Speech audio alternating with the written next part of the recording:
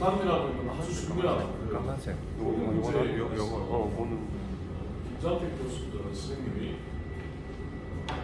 여러 가지 생각을 정리해서 또 책을 같이 해서 선지 통일 전략에 대해서 발표하겠습니다. 이것이 사실은 심한 부분하고는 맞지는 않지만 대선 주제이기도 합니다. 당연히 아주 중요한 대선 주제이기 때문에 관심을 가지고 같이 들어주시고 의논해 주시고 감사하겠습니다. 김장택 선생님. 네, 안녕하십니까. 경세재능연구소 기획실장 김장택입니다. 제가 왜 이 책을, 이 주제를 대해서 얘기를 하게 되냐면은, 얼마 전에 우연하게 이제 교수님 책장에서 이 책을 발견하게 되고, 이 책을 이제 읽으면서 많은 감동을 받아서 한번 김상월 교수님하고 얘기 도중에 강의를 한번 제가 한번 해보겠다 해서 이제 강의를 하게 됐습니다.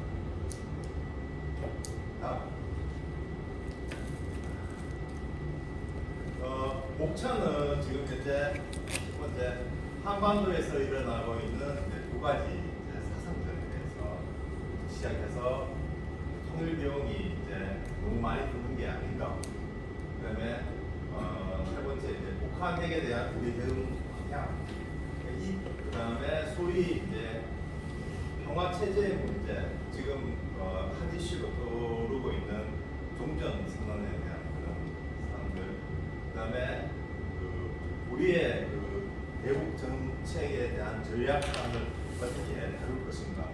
그다음에 대미 통일 외교 및 대중 통일 외교는 어떻게 해야 될 것인가. 그다음에 이런 신라는 또 우리가 여기서 한번 되짚어봐서 신라는 어떻게 통일을 성공하였나. 그다음에 통일 사상과 통일 비전을 위하여.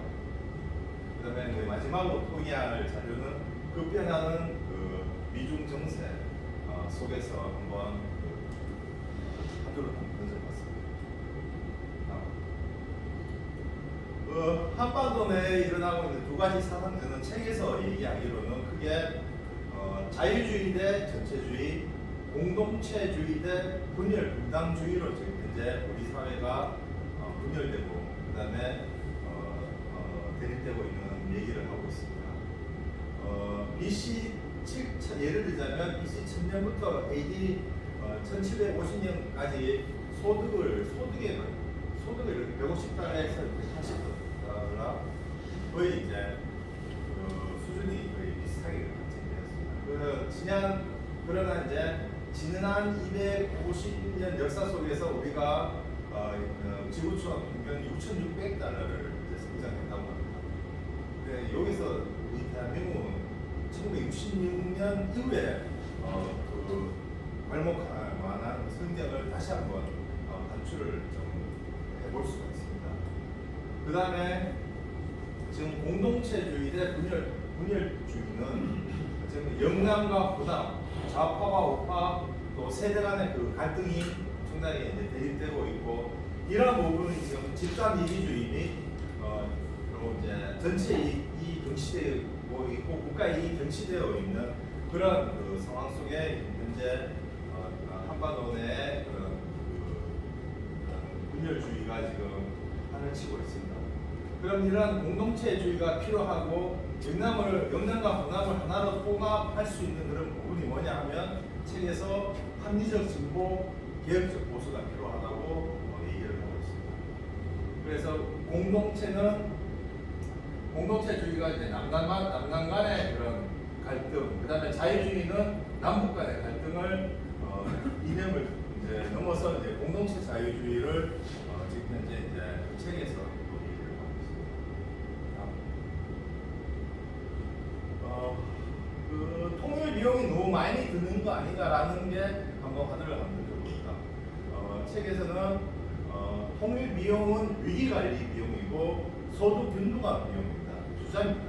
그다음 국자는 500억 달러에서 5조 달러까지 이제 든다고 하는데 북한 1인당 목표 소득을 3,000달러로 했을 경우에 10년간 약 1,570억 달러, 160에서 127조 정도 든다고 합니다. 만약에 이제 북한 경제의 흡수 능력을 감안하지 않는 과도한 재원은 북한 경제 자생적으로 이제 파괴를 하고 있습니다. 이제 그런 부분들이 그 책에서 언급되고 있는데, 만약에 이제 10년 이내 남북 소득 격차를 2분의 1 수준으로 하면 매년 GDP의 7%를 지출을 하고, 이제 GDP라면 이제 그로스 도메스틱 프로덕트로 국내 총생산이라고 이제 경제학에서 얘기를 합니다. 이게 약 7%한 128조. 이게 이제 투자가 되면 남한 경제 성장률이 한 5.6% 성장이 된다고 그렇게 요약을 하고 있습니다. 근데 이제 그 독일 같은 경우는 이제 예시로 들면 이제 동독이 이제 수도 근로자 수준의 약 임금의 한 30%를 이제 받았는데 통일되고 70에서 100%까지 이제 그 돈을 주게 됩니다. 그래서 이제 동독 같은 경우는 시장 구매력이 기존의 시장 구매력이 4분의 1 수준이었는데 그래 돈을 이렇게 많이 주니까 화폐 교환도 1대1로 해주니까 동독인 사람들이 구매력이 이제 상승이 돼가지고 외국이라든지 소득 상품을 선호해서 동독 공장이 부도가 됐습니다. 그래서 동독 근로자 3분의 1이 3년 내에 실업을 당하게 됐고, 동독 인구의 약 40%가 사회보장비로 소득만큼 생활을 하게 됐습니다. 실질적으로 통일비용 50%로 사회비용으로 지출하고, 약 통일비용의 80%가 소비적 비용으로 지출이 되고, 재원 비용은 약 한 20%.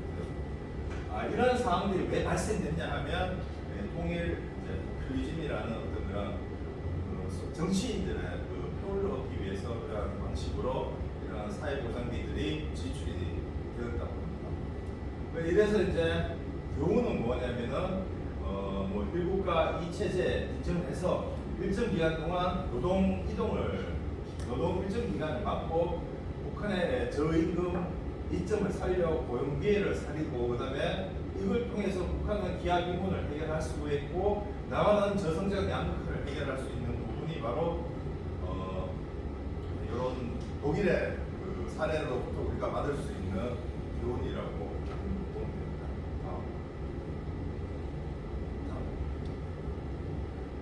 이제 북한에게 대한 우리의 대응 방안, 이것도 한 주제를 두었는데, 책에서는 조건부 핵무장, 그다음에 전술핵 도입, 그다음에 북한의 핵 시설을 정밀 타격하는 방향으로 이제 북한에게 대한 그 대응 방향이 있는데, 이 부분은 그 주제를 조금 심도 있게 들어가기 때문에 이 부분은 그냥 이런 부분이 있다라는 부분만 언급하고 간단히 넘어가도록 하겠습니다.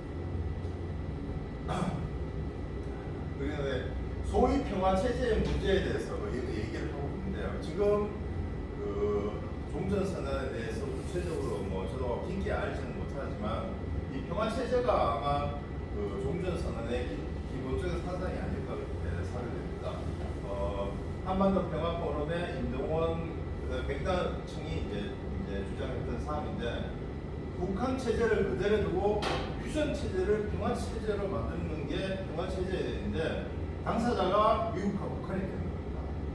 나아가 이게 이제 이렇게 되면 남한 북한 연합 단계가 가서 이제 국가 연방 단계로 가는데, 이러한 주된 목적은 뭐냐 하면 주한미군 철수, 유엔사 해체, NLL 문제, 정전협정, 국가보안법 폐지, 국정원 해체의 목적으로 이제 그런 목적이 가며, 이 결과가 만약에 된다면 북한이 그냥 체제 유지가 되며 북한 적과 통일 전략의 합축인 대리 이제 평화 전략으로 활용하는 그런 형태들로 이루어지고 있고, 나아가서 남남 갈등으로 이제 이어지게 되는 그런 상황이 될 수가 있습니다.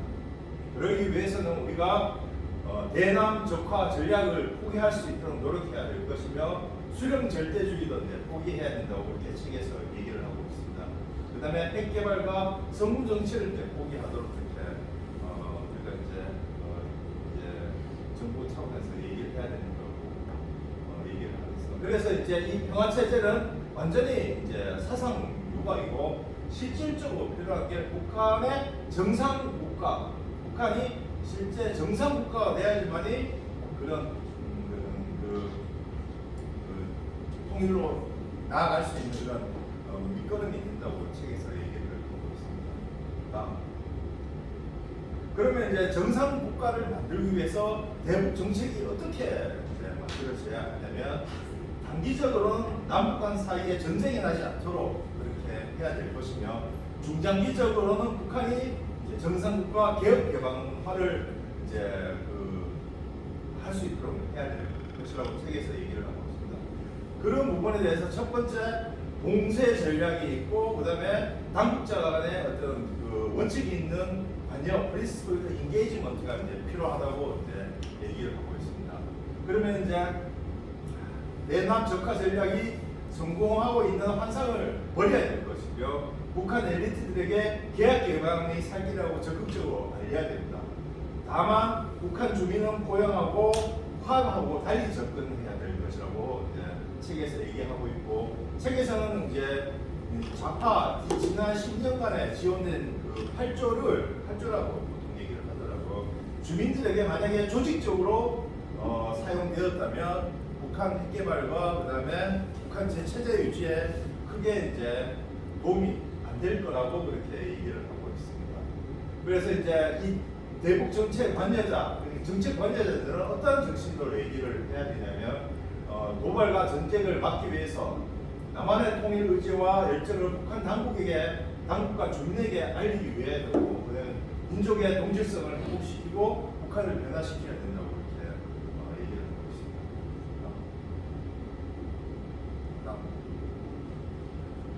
그러면 이제 거기서 얘기하는 우리가 그 상호주의라는 게 있는데 그 상호주의의 원칙에 맞게끔 독일의 산불 정책을 예시해서 동독이 요구하기 전에는 주지 않는다. 대가가 없으면 주지 않는다. 그 다음에 투명성이 보장되지 않으면 주지 않는다는 그 원칙을 배워서 북한의 개혁가방, 그 다음에 북한의 우리 동포의 기본적 인권, 그 다음에 핵개발과 대남 적화 포기를 실현시켜야 할 것이며 그러기 위해서는 북한의 인권 상황이 개선되고 남과 북의 이상가족의 상호 개별 보양 방문 및 남북 TV의 상호 시청 같은 그런 수단이 필요할 것이라고 책에서 얘기를 하고 있습니다.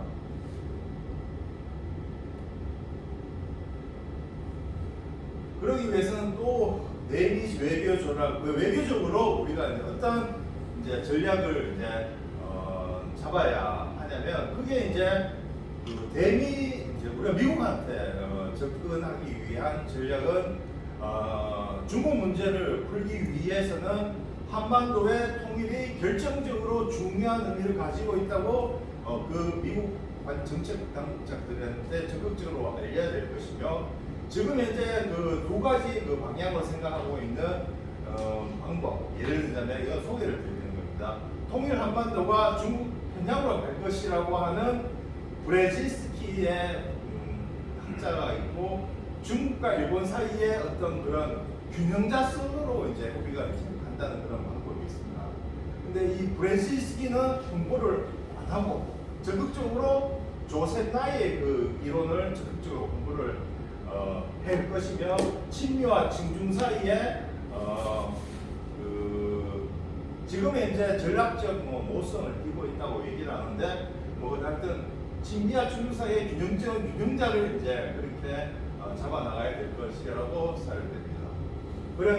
그래서 중국을 하드 랜딩이 아닌 소프트 랜딩이 하기 위해서 미국을 통일 한국을 미국에서 통일 한국이 1차 파트너로서 이제 너희들의 파트너로 통일 한국이 중국이 소프트 랜딩하는 그런 과정 속에서 통일 한국이 제1차 파트너가 되고 2차 파트너는 일본이 된다는 그런 것을 강조해야 될 것이며 한반도의 통일 없이 미국의 동아시아 정책을 성공할 수 없다라는 것을 미국 정책 전문가에 잘 설명해야 될 것입니다. 그 다음에 통일 후에는 그 한반도는 비핵 회랑화가 돼야 되면서 미국과 우리는 동북아 동아시아 경제의 안보 협력체로서 그렇게 나아가야 될 것이라고 책에서 이제 설명을 하고 있습니다.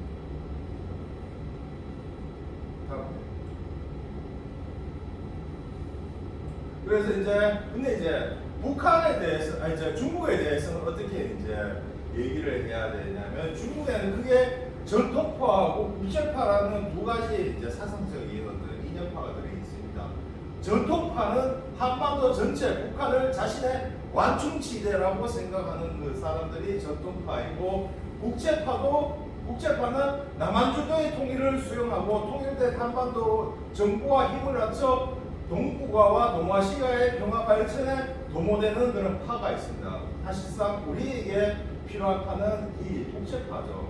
근데 항상 전통과 국제파의 리스크는 북한의 그 비핵화 친중 정권이 수립된다는 게 우리의 리스크입니다.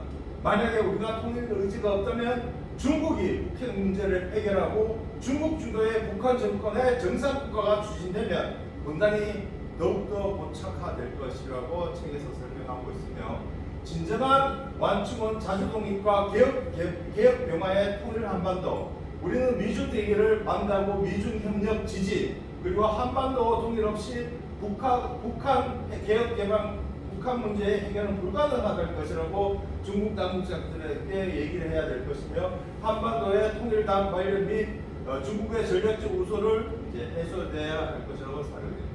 그래서 지금 제가 그냥 이건 말을 지어내는데, 지금 전략적 모호성을 보다 우리는 중국과 미국과의 어떤 전략적 유연성을 가져서 우리가 향후에 유연성, 모호성은 뭔가 좀 언어상 모호한 것 같기도 하고 유연성이 좀 좋을 것 같기도 생각이 돼서 이렇게 적어봤습니다.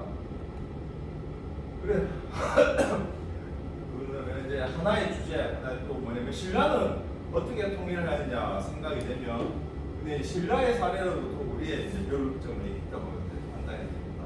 그래서 신라 지도자와 백성이 혼연일치되어 통일을 위해서 혼신의 노력을 했고, 온강법사의 호국 의식과 애국적인 신이 베이스가 돼서 그 세속계라는 어떤 한반도 정신, 사고는춤, 사친이요 교육의신 인정못해 살생님책이라는 그런 세속계의 정신으로 한반도가 무장이 돼서 그렇게 그 신라 통일의 기반이 되었고, 특히 그 큰 사상은 원효와 사상의 원효 국사의 화생론이 신라 내부의 사상 통일을 하나로 통일시켰으며, 신라 세계 중심 사상, 신라 세계 중심 비전으로 신라 후 통일 후의 그런 사상을 갈 거라고 그렇게 비전을 제시를 했습니다.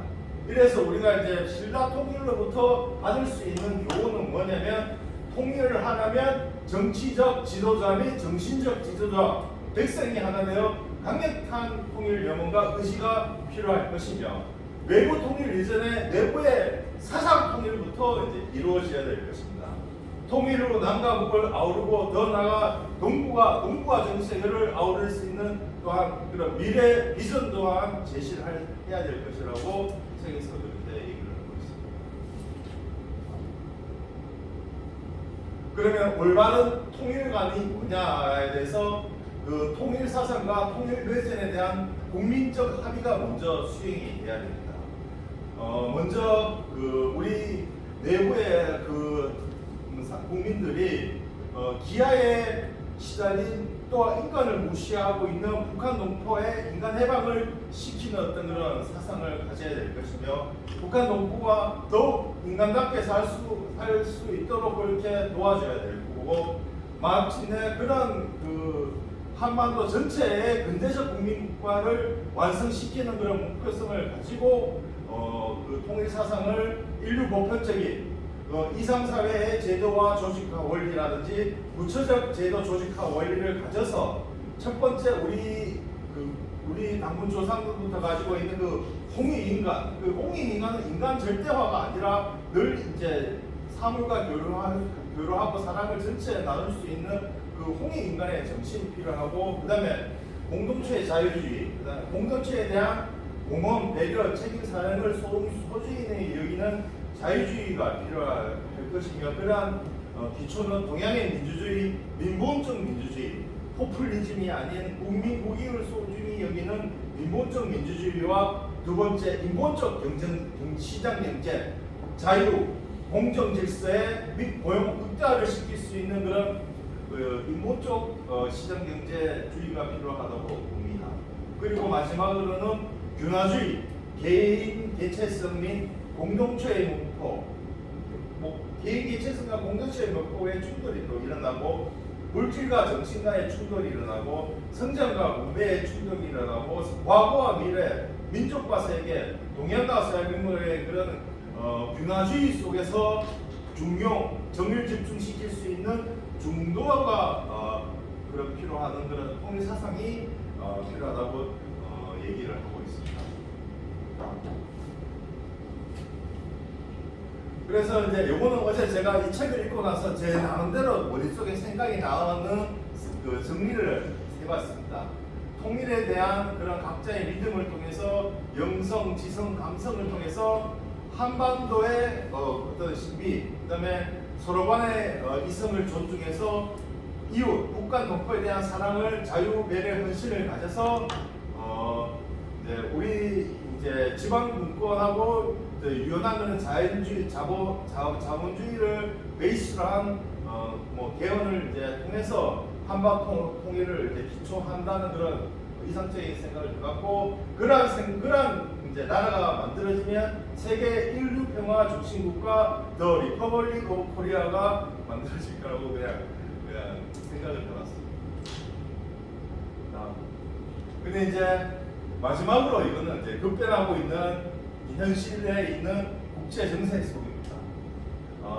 중국 동계올림픽이 이제 내년도에 일어나고, 그다음에 미중 간의 갈등은 더욱더 고착돼 가고 있고요. 그다음에 시진핑의 어떤 그런 장기 집권은 계속적으로 이제 이루어지고 있습니다. 그에 반해서 그 홍콩, 대만, 위구르의 어떤 국제 문제, 그다음에 TSMC, 그다음에 우리가 내년에 있는 2022년 대선, 그리고 그 중에 가장 역병이 돌고 있는 코비드 19 같은 그런 변화하고 있는 그런 세계 속에서 어떻게 우리가 대한민국이 나가야 될지 동행해서 술 한잔 먹고 이만 마치겠습니다.